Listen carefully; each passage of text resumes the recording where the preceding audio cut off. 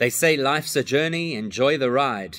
Judaism says it slightly differently. Judaism says life is a series of journeys.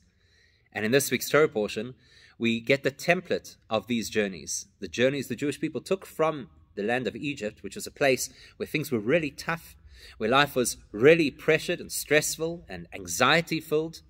And they got all the way to the banks of the Jordan River, which is the beginning of Eretz Tova Uruchava, a place that is good, broad, open, expansive. But you don't just arrive there. It's a journey or a series of journeys.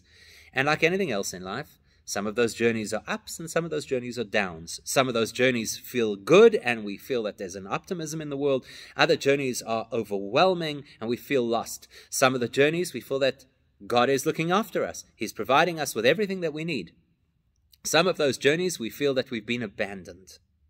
That's the template of the journeys we read about in this parasha.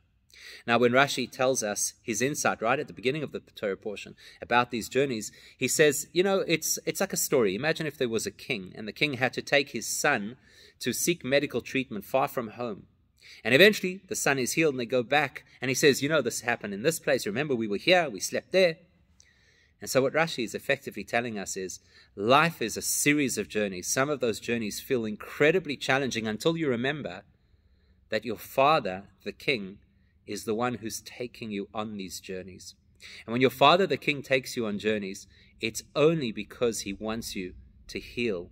It's only because he wants you to have the opportunity for some blessing, for some goodness that you could never have found where you were before the journey began.